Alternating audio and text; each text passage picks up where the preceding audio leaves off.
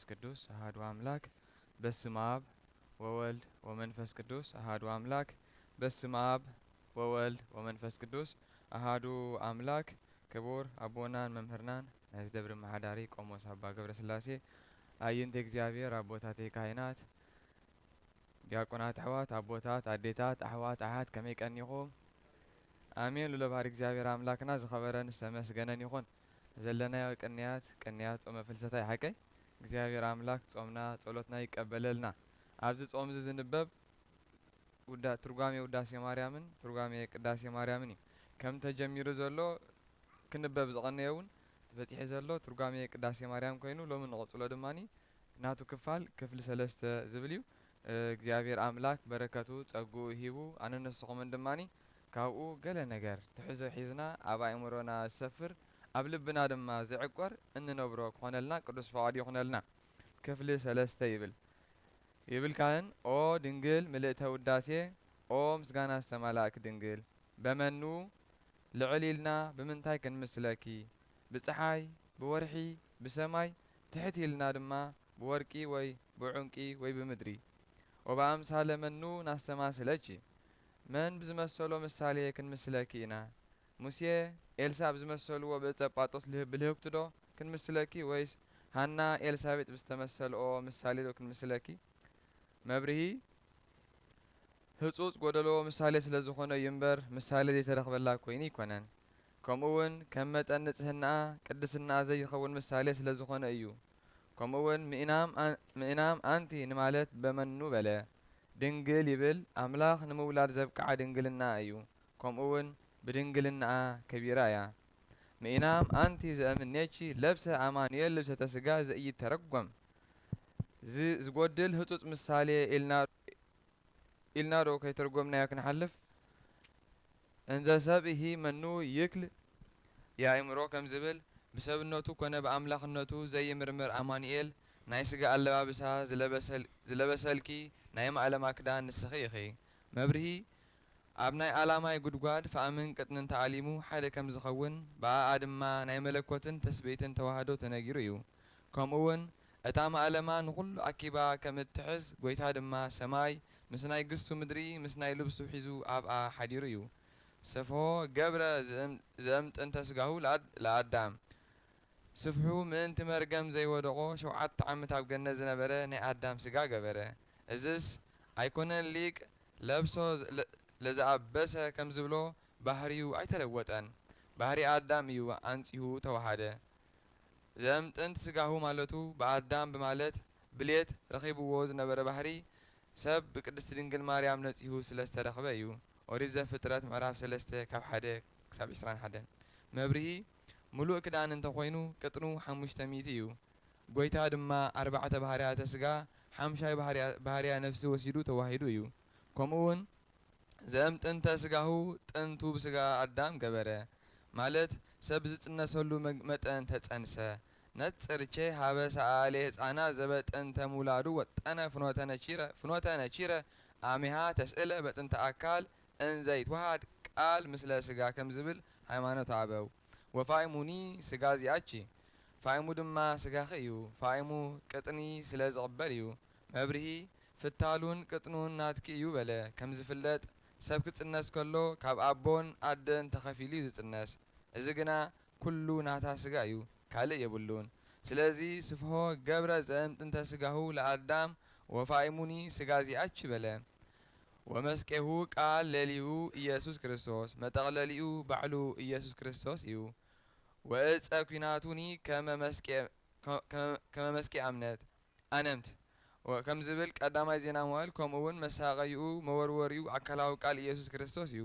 ዋኮ አንተ ዘታስተማስሎ በአምሳለ መፎጥ መስጨ ዘውእቱ ግብረ ምእናም ከም ዝብል መወርወሪኡ ኣዋሃዲነቱ መጠቕለሊኡ ተዋሃዲነቱ የርኢ። ወምህኑሂ ዘእምላይሉ ጽላሎተ እግዚአብሔር ልዑል ምህኑ ድማ እግዚአብሔር ኣብ ብመልክዕ ዝመሰሎ ብባህሪ ዝተኻኸሎ ንወልድ ዝመስል ብመንፈስ ቅዱስ እዩ። እዝስ ኣይኮነን ብታህዋኽ እዩ። ወአናሚሁኒ መንፈስ ቅዱስ ኢሉ ከምጽኦ እዩ።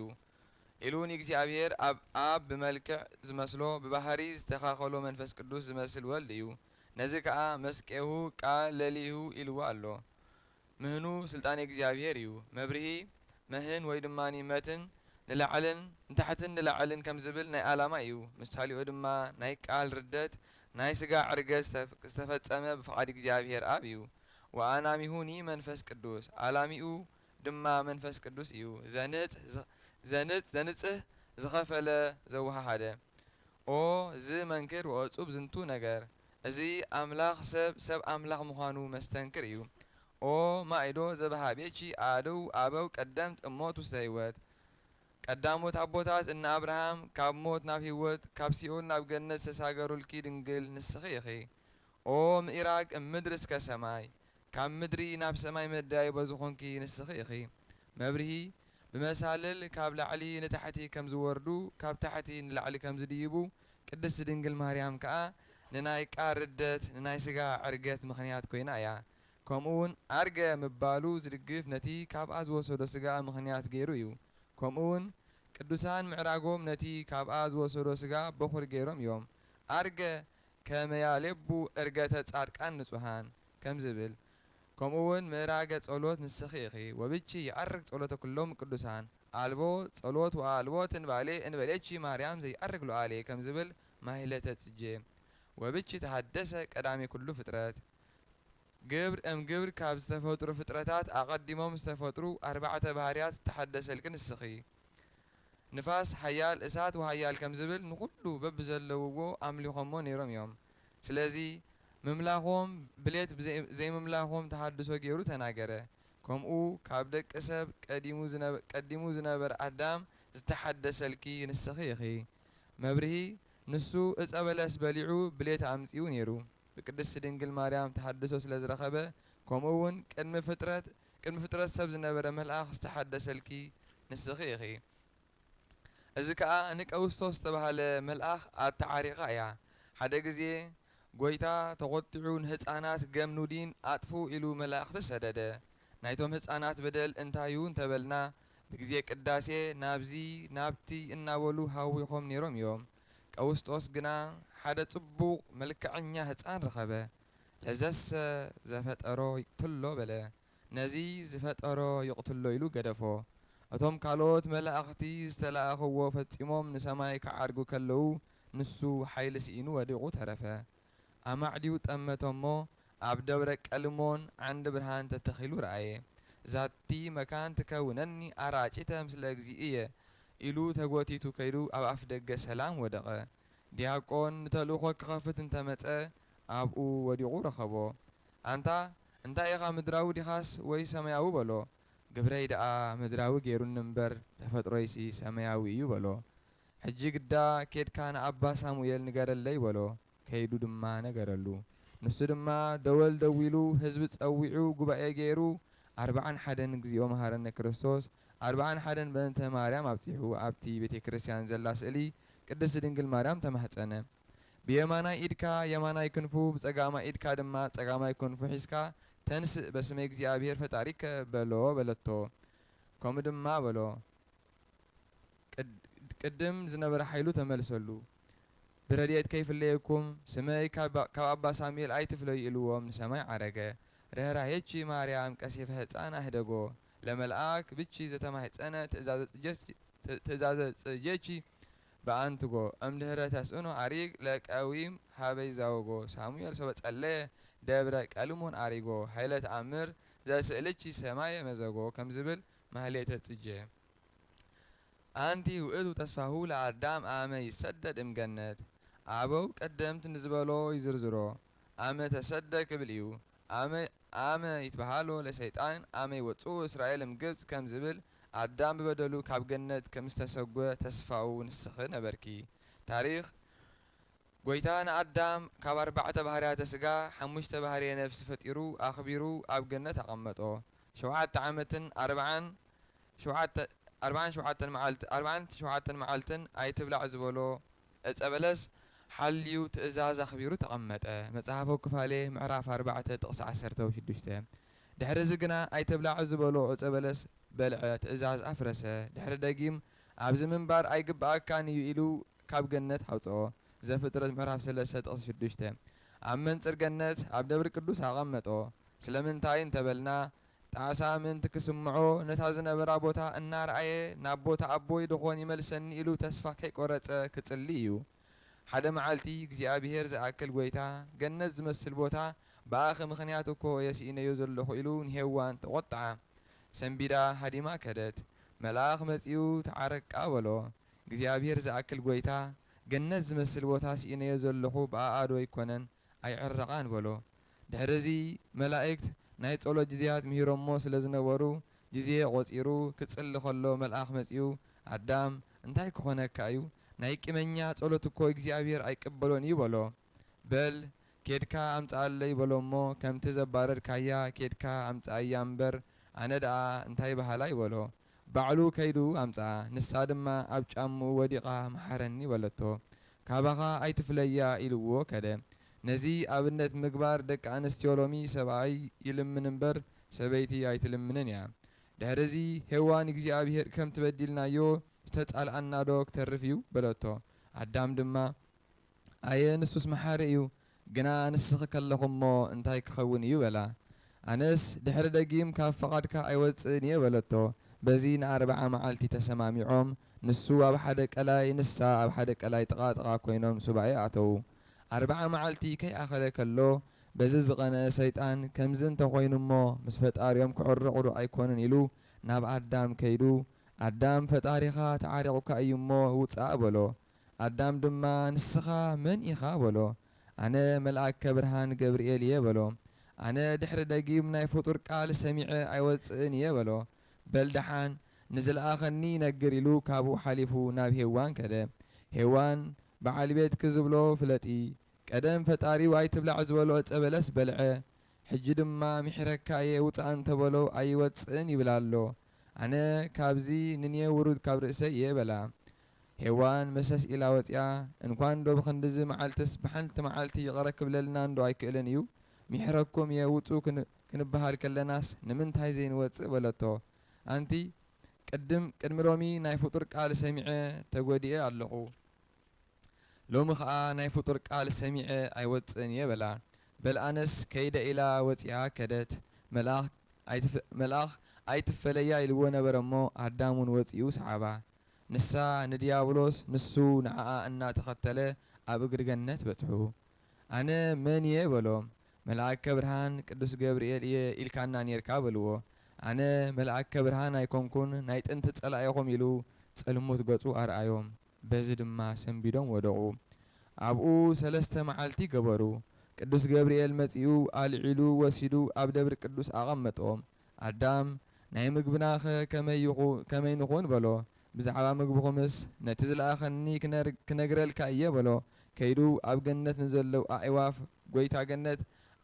ጐይታ ገነት ኣዳም ጠምዩ ኣሎ።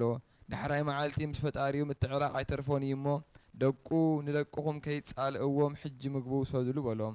ካብ ገነት ሓደ ሓደ ዘለላ ብኣፎምን ብእግሮምን ተሰኪሞም ወሲዶም 12 በዓቲ መልኡሉ። ስፍሓት እቲ በዓቲ መጠነ 30 ምህዳፍ ሓጽ ይብሎ። ድሕሪዚ ኣብ ገነት ከሎ ንቋንቋም ዝለመዶም ኣዝርል ዝበሃሉ ጥዑም ድምፂ ዘለዎም ኣዕዋፍ ነበሩ። ንኺድ ክብሉ ሰሚዑ ካብቲ ዘምጽኡሉ ፍረ ስንቁ ሒዙ ንሳቶም ብኽንፊ ንሱ ብእግሪ እናጐየየ ተኸታቲሎም ኣብ እግሪ ገነት በጽሑ። ናይ ገነት ቀጽሪ እሳት እዩ። ንሳቶም ብላዕሊ ነፊሮም ኣተዉ። ኣዳም ግና መእተዊ ሲኢኑ ደው በለ። ሰይጣን እዚ እንታይ እዩ ዘቕበዝብዞ ዘሎ? ነዚ ከይቀተልኩ ኣይዓርፍን እየ ኢሉ እምኒ ኣልዒሉ ኣገድኡ ሰበሮ። ደሙ ኣብቲ እምኒ ዓቖረ።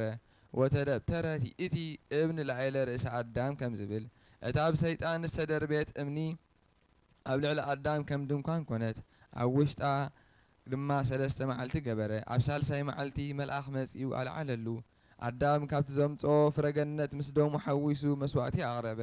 በዚ ጐይታ ተገልጸሉ እሞ በል ነዚ ተቐቢለልካ ኣለኹ፣ ካብ ሕጂ ንድሓር ዓለም ዝድሕን ብናይ ወደይ መስዋዕትነት እዩ እምበር ብናትካ መስዋዕትነት ኣይኮነን ኢሉ ብሓሙስ ዕለት ወበመንፈቃለ ዕለት እትወለድ እምወለድ ተወለድትከ ኢሉ ተስፋ ነጊርዎ ስለ ዝነበረ ቀለሜንቶስ ገጽ 13 ኣንቲ ውእቱ ተስፋሁ ለኣዳም በለ። አዳም ማለት ጽቡቕ ማለት እዩ የውሃቱ ለአቤል ዘተቀትለ በአመፃ ከይቀተለ ዝተቀትለ ከይበደለ ዝተበደለ ንአቤል ናይ ለውሃቱ ዋጋ ትህብዮ ንስኺ ኢኺ ብጽቡቕ ነገር ይምስላ እዩ አቤል ለውሃት መሓዙ ብቅድስቲ ድንግል ማርያም ዝርከብ ክብሪ ክረክብ ኢሉ እዩ ታሪኽ ንአዳም ካብ ጓልጓልካ ክውለድ እየ ዝበሎ ከመይ ኢሉ ይፍጸም ብ15 ሩካቤ እንተበልና ብ30 ብ30 ሩካቤ እንተበልና ሱሳ ማንታ ዝውለድ ይኸውን ኦሪት ዘፍጥረት ምዕራፍ 5 ጥቕሲ 4 ካብዚኦም ናይ ቃኤል ማንታ ሉድ ትበሃል ናይ አቤል ማንታ አቅልማ ትበሃል ወርዘው ደቂቅቺ ሄዋን ይብል ሄዋን ደቅኺ አካለ መጠን አኺሎም በላ ዘመድ ምስ ዘመዱ አይተአታቶን አይማረዖን እትብል ሕጊ ከም እትስራዕ ብሕጊ ልቦና ተገሊጹሉ ብሓደ ለይቲ ካብ ዝተጸንሱስ ይረሓሓቑ ዮም ኢሉ ምስ ቃኤል ዝተወልደት ንአቤል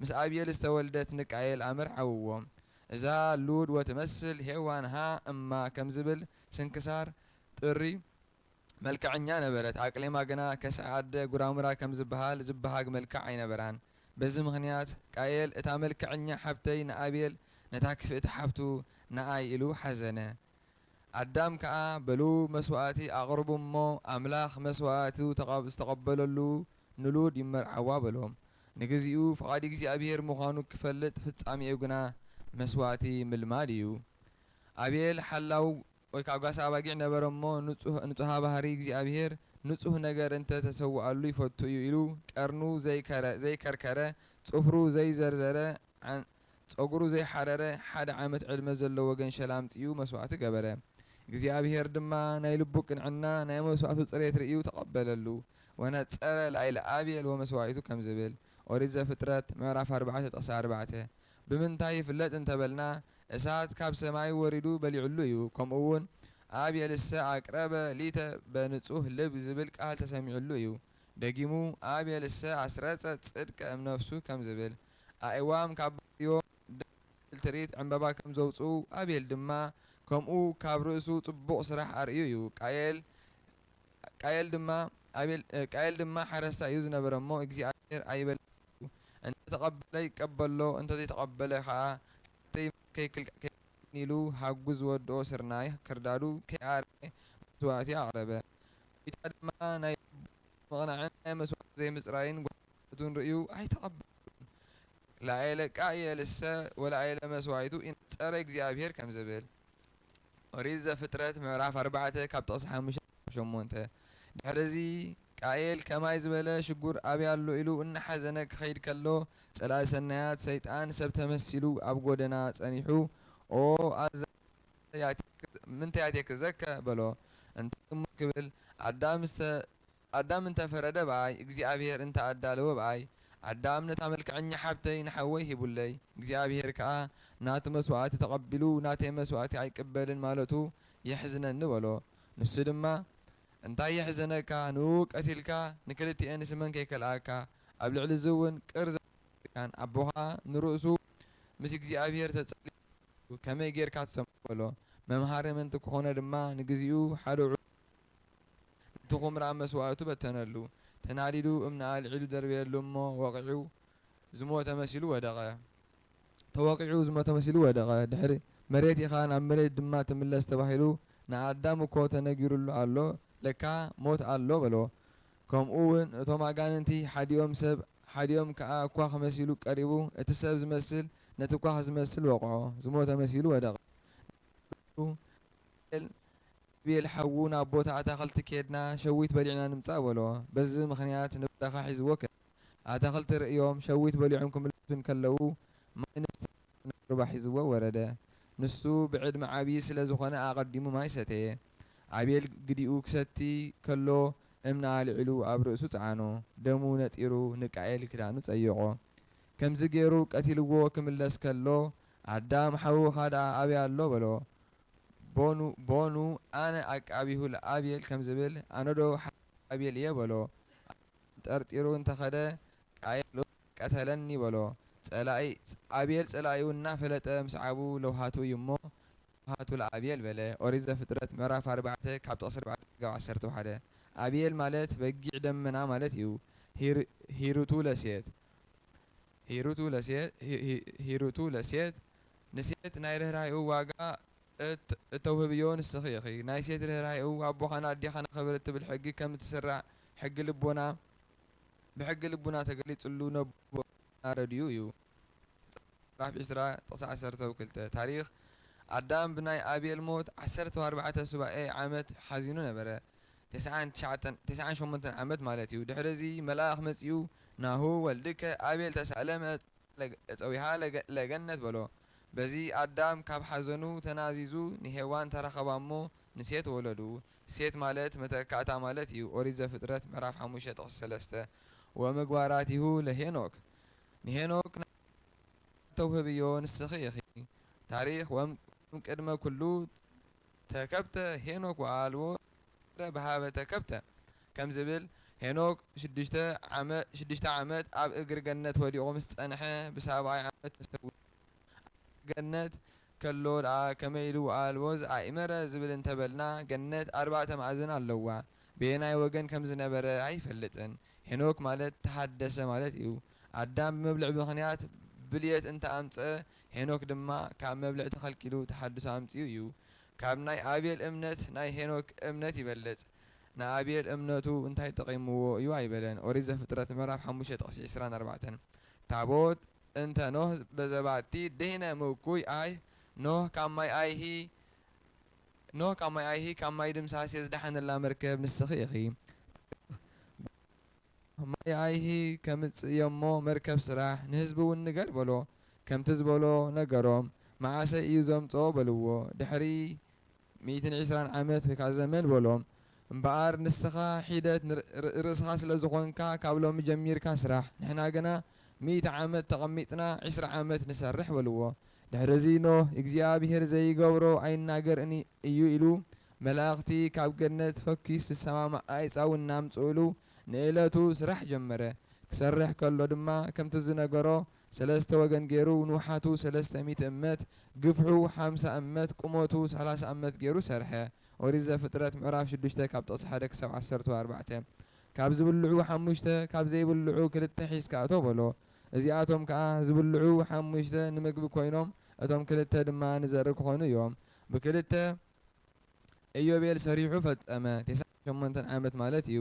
እታ መርከብ 3 ክፍሊ ገይሩ እዩ ሰሪሕዋ ዝነበረ ላዕለዋይ ደርቢ ማእከላይ ደርቢ ታሕተዋይ ደርቢ እዩ። እቶም እንስሳን ኣራዊትን ዝብልዑን ዘይብልዑን ኩሎም መጥቅዕ ወይ ድማ ደወል ሰሚዖም ተኣከቡ።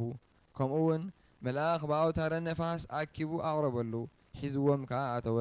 ነቶም ከበድቲ ኣብ ታሕቲ ነቶም ፈኮስቲ ኣብ ላዕሊ ኣቐሚጡ ንሱ ምስ ስድራ ቤቱ ኣብ ማእከል ደቁ ብየማን ኣንስቶም ብጸጋም ኣብ ማእከል ድማ ንሱ ምስ በዓልቲ ቤቱ ተቐመጠ። እዚ ድማ ፈላልዩ ዘቐመጦም ብግብረ ስጋ ምእንቲ ከይረኸቡ እዩ። ንሱ ግና ፍጹም እዩ እሞ ንዓጽሚ ኣዳም ከም ታቦት ምስኡ ገይሩ ኣብ ማእከል ተቐመጠ። ድሕሪዚ ማይ ኣይህ ካብ ላዕሊ 7 ካብ ታሕቲ ብ7 ዓይነት ዘነመ። በዚ እታ መርከብ እናሰፈፈት ካብ ምድሪ ክሳብ 15 እመት ሓፍ በለት። ወእንዘ ትተርፍ ኣሃቲ እመት ግበር ላቲ ተስላሰ ተጽረሃ ንምዝዛማ 1 ዓመት ክተርፍ እንከሎ ናይ ኣዳራሽነታ መስኮት ኣውፅኣላ ኢልዎ ስለ ዝነበረ መስኮት ገበረላ። በታ መስኮት ከዓ ማይ ኣይህ ምምላኡ ምጉዳሉን ይርኢ ነበረ። ኦሪት ዘፍጥረት ምዕራፍ 7 ካብ ጥቕሲ 1 ክሳብ 24 እዚ ምሳሌ እዩ። መርከብ ናይ ቤተ ክርስቲያን 3 ክፍሊ ምዃና ናይ ቤተ ክርስቲያን 3 ክፍሊ ኣለዋ። ንሱ ድማ መቕደስ፣ ቅድስት፣ መዓልተ ቅኔ እዩ። ብኣፍኣ ዘለዉ ናይ ኃጥኣነ ብሊት ኣብ ውሽጢ ዘለዉ ናይ ጻድቃነ ብሊት ምሳሌ እዩ። ነፍሶም ሰለ ጻድቃን ውስተ እደ እግዚኣብሔር ወኢለ ከእፎም ስቃይ ጥበበ ሰሎሞን ከም ዝተናገሮ ከምኡውን ኣብ ወጻኢ ዘለዉ ናይ ጻድቃነ ብሊት ኣብ ውሽጢ ዘለዉ ናይ ጻድቃነ ሐዲስ ምሳሌ ማይ ኣይህ ድማ ነቶም ብወጻኢ ዘለዉ ደኣ እምበር ነቶም ኣብ ውሽጢ ዘለዉ ከም ዘይረኸቦም ከምኡ ድማ ጻድቃነ ሐዲስ መከራ ነፍሲ የብሎምን። ከምኡውን መርከብ ናይ ጥምቀት 3 ምዃና 3 ኣውፅኣ ኣቢሎም ከም ዘጥምቑና እዩ። ከምኡውን መርከብ ቅድስቲ ድንግል ማርያም ኖህ ናይ ጎይታ ሰክም ምዃን ድማ ቅድስቲ ድንግል ማርያም ናይ ቅድስት ሥላሴ ምሕደሪት ምዃና እዩ።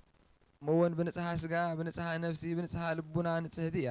ብኣፍኣ ዘለዉ ብናይ ቅድስቲ ድንግል ዘይኣምኑ እዮም። أوش تزلوا بناء قدس دنجل مريم قال كدان زامنو يوم وانجيل يوحنس معراف كلتا تقص حموشته نوح مالت تفسيت رفت مالتيو وريزة فترة معراف حموشة تقص عسران شمونتن براچه هو لسيم نايسيم بركته مرقون السخيخي نوح كم مركم مسوطة مستوين ستيو دخمه ساكرة وتعارك أيبلو لبسو دربيو طرح حسبنوتو كله كام أبو كنعان رأيو وصيو أبو كنعان رأيو وصيو نوتهم كلتا أحواتو نقرهم سيمن يافيتن كداون توم غاريدوم قصوم ندحريت غيروم آتيوم ألبسوو سخران فتسيم آمرو سلا زتفق وصحي ونوح امسكار ويني بلو تتصنانيعو تنسيو ليارهب እግዚአብሔር ደወሎ ለያፌት ከነአን ይኩን ገብረ አሃዊሁ ኢሉ ለይህድር እግዚአብሔር ውስተ ቤቱ ለሴም በለ ውስተ ቤቱ ውስተ ባህለት ንግዚኡ ሃይመት ወይ ካዱም ካን አብርሃም ፍጻሜው ግና ቅድስት ድንግል ማርያም ያ ስለዚህ ቡራቸው ለሴም በለ ወከፍል ሎቱ ክፍል ግዲዩ ይኺ ኖህ ካብ መርከብ ምስ ወፀ መልአክ ከም ደስዮም ጽሒፉ ካብ ምብራቅ ክሳብ ምዕራብ ወገን የማን ክሳብ ምዕራብ ወገን የማን ያፌት ጸጋም ንካም ማይከሉ ድማኔ ንሴም አካፈሎም ቅድስት ድንግል ማርያም ዝተወልደት ካብ ወገን ሴም ጎይታውን ኩሉ ስርሑ ዝሰርሓሉ ኣብ ናይ ሴም ብጽሒት እዩ ስለዚ ክፍል ሎቱ በለ ሴም ማለት ብሩክ ፍጹም ስዩም ሰናይ ማለት እዩ ተናግሮቱ ለአብርሃም ንአብርሃም ኣብ ኣርባዕተ ማዕዝን ኣብ ዝኸዶ ቦታ ዘመድ ሓው እተብልዮ ንስኺ ኢኺ ከምኡውን ሃይማኖቱ ክብል እዩ ንአብርሃም ናይ ሃይማኖት ዋጋ ተውህብዮ ንስኺ ኢኺ ንአብርሃም ኣቦኡ ታራ ይበሃል ጣዖት እንፀይት እናፀረበ ይሸይጥ ነበረ ሓደ መዓልቲ ንአብርሃም ነዚ ጣዖት ሸጥካ ምጻእ በሎ እሺ ኢሉ ተስሙ ከደ ኣብ መገዲ ከሎ በል ጠምዩኒ ኣዓኒ ጸሚኡኒ ኣስትየኒ በሎ ትም በለ ንሱስ ይትረፍ ኣጻውተኒ በሎ ሕጂ እውን ትም በለ ኣብ ዕዳጋ በፂሑ ዓይንን ከለዎ ዘይርኢ ኢድ ከለዎ ዘይጭብጥ እግሪ ከለዎ ዘይዛወር ኣምላኽ እንህለኩም ግዝኡ በሎም እቶም ዝፈልጥዎ አብርሃም ሎም ዓቢዱ ተጸሊሉ ኢሎም ኣላገጹሉ እቶም ዘይፈልጥዎ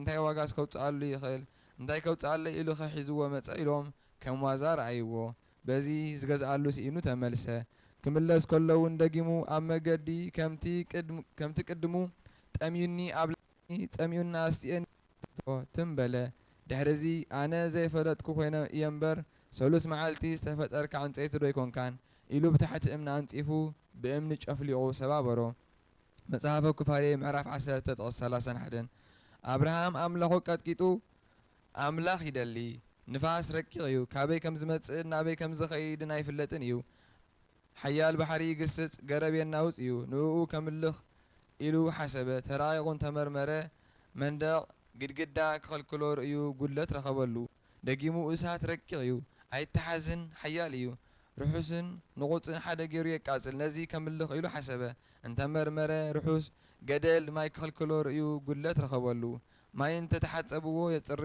እንተሰተይዎ የጥልል ንዕኡ ከምልኽ ኢሉ እንተመርመረ ብሓመድ ብሰዓሪ ክግደብ ናብ ዝወሰድዎ ክጓዓዝ ርእዩ ጉድለት ረኸበሉ ፀሓይ ብርሃኑ ካብ ወሰን ክሳብ ወሰን ይበጽሕ ንዝሑል የምውቕ ንርሑስ ድማን የደርቕ ነዚ ከምልኽ ኢሉ ሓሰበ ግና እዚ እውን ለይቲ ኪፋረቆ ደመና ክጋርዶ እዩ ርእዩ ኣምላክ ከፀሓይ ተናበበኒ በለ መጽሓፈ ኩፋሌ ምዕራፍ 11 በዚ ግዜ እዚ አብርሃም ጻም ብሔርከ ወተፈለጥ ማዝማዲከ በሎ ኦሪት ዘፍጥረት ምዕራፍ 12 አብርሃም ከምዚ ገይሩ ብፀሓይ ተመራሚሩ ፈጣሪኡ ፈሊጡ እዩ ጎይታ ድማ ቃል በቃል ተዛሪብዎ እዩ እሞ ንአብርሃም ናይ ሃይማኖት ዋጋ ተውህብዮ ንስኺ ኢኺ በለ ከምኡውን ተኣንግዶቱ ይብል ንአብርሃም ናይ እንግድነት ወይ ከዓ መገሺኡ ዋጋ ተውህብዮ ንስኺ ኢኺ ናብ ፈርዖን ናብ አቤሜሌክ ኣብ ዝኸደሉ ግዜ ኣኽቢሮም ተቐቢሎሞ እዮም እዚ ድማ ጎይታ ቅድስት ድንግል ማርያም ኣብ ባህሪኡ ስለ ዝነበሩ እዩ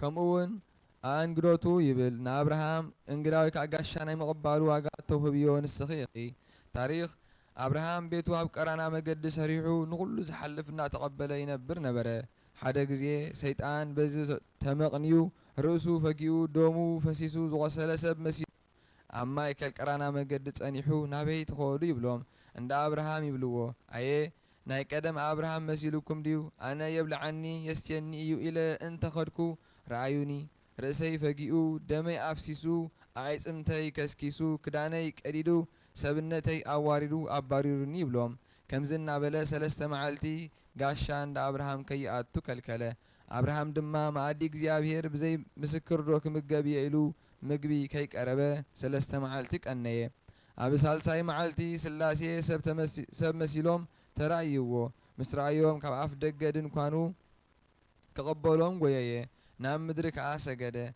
قويتاي عب قدميخا موقس انت دار خيبس بجاخا نباريخا يتحلفني اي قاركم تحت صوبو حدث ما يكم تسألكم اب تحتي اذا ام دما عرفو بباريخم ابيلكم كاب التحالفو سلبكم تدقفو قراس انجيرا كم تسألكم دحركم تحالفو بلا كم تزبل كايو قبر دما بلو ابراهام قلطيفو ناب سارا ناب دنكوان اتيو قلطيف يسلسة دقم حارج عوام تعكي كجاجو سنكت بلا نابتن أحاو كيدو دما صبوق اللملوم بتاي وسيدو نتجزو هابو نسو دما كدالو تقالح تفه رقون تقالتان اتزدالو بتاين جيرو دما أعرف اللوم نسو دما أبتحت اتاوم أبتقاهم دو إيلو نبره نساتهم كعابلعو مبلعهم قنا إسات حاوي تسمي زيتي بلت إيو وريزة فترة معرف عسرتو شمانته ازي مسالي إيو سلسته مسفر ناي سلسته النت حدا هبست مخانون ناي حدا النت مسالي إيو بزي مسالي زي لدت يسحق نجيرم موك خادون كلو حدا كاب سلسته عام كما يوم اقب حبيك إلو تسفاو نجير ويو مو نا أبراهام قاشا ناي مقبال واقات توه بيون السخيخ بلا عبت عبو بزات ماليو نقدو كام نقد سيمي وريزة فترة معرف عصرتو شوعات تقصر بعته ماذا هو ليسحق ماذا هو ليسحق نيسحق ناي مسوعة النوت واقع توه بيون السخيخي بويتا بي عارك بديبا مدر أبراهام فقرية بلا ملاقت سمعهم وكونا قالات بسميات كم زبل متحفو كفالي معرف عسرتو أربعته ملايكت أبراهام فقرة اكزيابير أبراهام عارك اكزيابير نابولو أمسقنو سيطان سمعو أبراهام فتاوي عاركي تبل اللغة بار أبرغانو كل واحد ودوس علي انت تلوس مسوالك انا هم صدقن ناي سيطان حاسوتن من كقلصنا ابراهام سو ليتا يسحق هاو ذكر سمعون مارتا الازار كم زبل نبراويان دقيمة قال لمادوم يو كمون ناي نفسخان سقاخان فتارية كبل يو كمون نقر نمصنع كلتا جزي أبراهام بلا أبراهام أنجيهو تنسى أدقو تعينو كلتا جزواتون ودو يسحاقن مسؤو وسدو نزحر مسوعات زخون انت اي تفلت تنسيو دما نابتا أملاخ زنقورو بوتا كده أبراهام أبسال ساي معالتنا تاوتا برحور آيا بس دما نتم جزواتو مس ازي أدقي أبزت انحو أنا نزود دين كا نابتي كيدنا سجيدنا نابحتكم كن ملس إنا ولوم نجزيو متلاليو فتاميو جنا تنبيت كونلو بس دما حرن مسوعات زخون عنصيت وسيدو نودو يسحاق أسكمو حون كاران كابيدو حزه كلتيوم دما بحدا كدو سلسته امباتات اللو ابت ماكلا امبا ناي برهان ملكت تتخيلو رأيو نابو دما ديبو يسحاق نبو ابراهام ابوي نسخا حون كاران حسكا ان عنصيت تسكيمه نيخو اتزحر مسوعات دا ابي اللو بله ابو دما ودي اتنزحر مسوعات زخون بقعسي املاح بعلو يدولي ايو بلو ابتو تامس بصحو امني صفصفه عنصيتي رببه يسحاق دما ابوي كل اداليها نايها كسواني مسلن بلو ودي تقدالو دا ايكون كان نبر اوه بلو بل نسخا ارغاويها انا حصان يومو ايدين اغرين اسرني قصي ريخا راهري كا غديف كاني مسفطاريخا كيتباس قصي نا مدر دفيكا دقسن بلو واسكبو بكبدو كم زبلو بصدو وادقسو كحردو ايدو زرغيحو كارو كنبر كبل بو قدف إيدكا أبز ودي أي تزرقح علم زدحن بتناي حيال ودي دم دامبر بزناي ود خدم يكونن بلو أبراهام كا عينو قح أبلمو إنه قرنو حرق استتحزه الدعور رأيه نسخ بو وسيدو أب كندي يسحق ودو سوو وريزة فترة معرف إسران كلتن إذا مثالي أيو يسحق ناي عالم بقيع ناي كريستوس مثالي أيو بقيع بيزا يسحق كوينو كمستسوى كريستوس دما بجع عالم كوينو تسوي أيو كم أول يسحق ناي ملكوت بقيع ناي تسبيت كارا ناي سلطان إكزابير سهلت ناي همامات مسكال مثالي أيو هلينا أبراهام ناي مقابر يسحق ناي كريستوس مثالي أيو يسحق بهلينا أبراهام كم كابز سواء سلسته معالتن ليتن تانيحو كم زدحانه كريستوس دما أب كرسة مقابر سلسته معالتن ليتن تانيحو تنسيو إسات ويكا حوي ناي منفس قدوس انتيتي ناي مسكال اتوم كلت أقلقلتو ناي فياتاي زي مانن فياتاي زي تسقام المثالي يوم بعال أبراهام كخودو سلسته معالتي كملوسو سلسته معالتي زغنة يوو ناي سومونه همامات مثالي يو اتبقيع السرخبة كام موقاس أبراهام يو انت تبهله كريستوس كبيت أبراهام سب مخانو يرد امها بقال بويو انت تبهل امها بقال بويو انت تبهله دما نكريستوس قدام ولدتو كم زي مرمر زرد يو يسحق مالت تفسيت حاغوس مالت يو وريز فطرت معرف 10 و8 وسواسويه ليعقوب يعقوب كم مدري كساب سماي زبصح مسالل اب لعليو زفان تنصفو نغوس تقميطو ملائكه እግዚአብሔር كوردون كديبون اب مدبو اب مقدلو زازر ايو نسخي اخي وريز فطرت معرف 28 تاريخو كم ناي وداسي مارام ناي سولس يو يعقوب مالت اي قاصي سوكنا احازي سوكنا مالت يو ونازازيتو ليوسف يوسف كاب احواتو كان كاب سبيتي بوطيفاراز قطمو فتنه تغلاغليو تصنانعيو نسخي اخي تاريخ يوسف كغلغل كله منفس እግዚአብሔር ሙሱ ነበረሞ መልከኛ ስለዝነበረ ሰበይቲ ፖጢፋራ ከአቱ አፍልቡ ኮጽ ጽፍ ዝባኑ እና ተመልከተት አይና አብደቀትሉ ሓደ መዓልቲ ኣብ መኽዘን ንብረት ኣትዩ ነቲ ንፋስ ዘልዮ ከውፅእ ከሎ በይኑ ምዃኑ ርእያ መፅያ ኣንታ ባርያ ሎምስ ኣይሰደካኒ ኢላ ሓዘቶ ምሳይ ደቅስ ድማ በለቶ ንሱ ግና ከመይ ኢለ ነዚ ዓብዪ ሓጢኣት ኣብ ቅድሚ ኣምላኽ ክገብሮ ኢሉ ነታ ዝሓዘታ ክዳኑ ኣብ ኢዳ ሓዲጉላ ሃዲሙ ንግዳም ወፀ ባዕላ ድማ ዓው ኢላ ጨርሐት ሰባት መፂኦም እንታይ ኮንኪ በልዋ እሞ ክደፍረኪ ኢሉ ኢላ ነታ ናይ ድሌት እትናታ ድሌት ናብ ዮሴፍ ለዊጣ ተዛረበት ኣነ ኣይከውንን እንተበልክዎ ክዳኑ ሓዲግለይ ከይዱ በለቶም ኣሕዛብ ንፍርዲ ጥንቁቓት እዮም ያ ድሌቱስ ናትኪ እዩ ዝመስል ነገር ግን ባህ ይበልኪ ኢሎም ዮሴፍ ኣሰርዎ ኦሪት ዘፍጥረት ምዕራፍ 39 ንሱ ንንጽህና ኣብነት ስለ ዝኾነ ካብ ሰበይቲ ጶጢፋር እተረጋግእ እዮ ንስኺ ክበለ ዮሴፍ ማለት ገብገብ ማለት እዩ ከመይ ልያን ባላን ምስ ወለዳ بدحريو يا راهيل يوسف وليدا مو عمت دقمن نختبل ገብገብ بلت سب حدش اخليك تعمو كله عمت دقمنا كم زبل مالت يو صلات زي موسى ناي موسى صلات نسخي اخي اصباطوس زسينا موسى اب دبر سينا حمل مالن نبل بالن توحيد وازر ايا اصباطوس نسخي اخي موسى مالت اغواله ماي مالت يو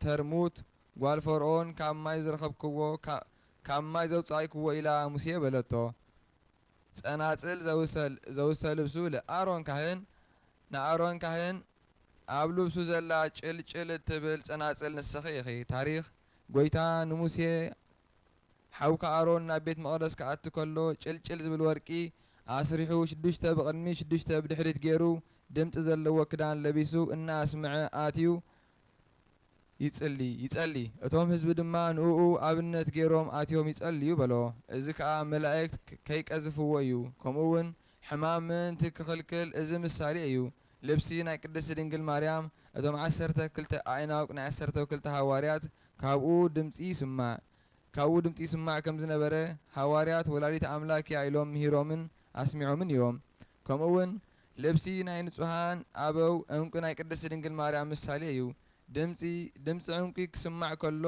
ሕማማት ከም ዝተኸልከሉ ጎይታ ካብ ቅድስቲ ድንግል ማርያም ምስ ተወልደ ፍዳ መርገም ጠፍዩ እዩ ኣሮን ማለት ደብራዊ መደብር ደብረ እግዚአብሔር ማለት እዩ ሙሴን ኣሮንን ካብ ነገደ ሌዊ እዮም ወአዲ በትር እንተሰረጨት ወጸገየት ወፈረየት ካልኣይ ከዓ ከይተኸልዋ በቑላ ማይ ከይስተይዋ ዓንቢባ በኹሪ ለሚን ፈርያ ዝተረኽበት በትሪ ኣሮን ንስኺ ኢኺ እቲ ፍሪኣ ሓደ እዩ እንተበልና ናይ ሓድነት ሰለስትነትን እዩ اتفريقا حدا يون تبلنا ناي حدنت سلسة يون تبلنا ناي سلستنت عسرتو كلتا انتبلنا خا ناي عسرتو كلتا حواريات مثالي يو سمعنا يو قبل لبنا يحضر لنا قبل لبنا حدير دماني اتقالاتنا استنتنا اكن حدا سلاسة سوسامي سنة فرن فريلي قبرنا امين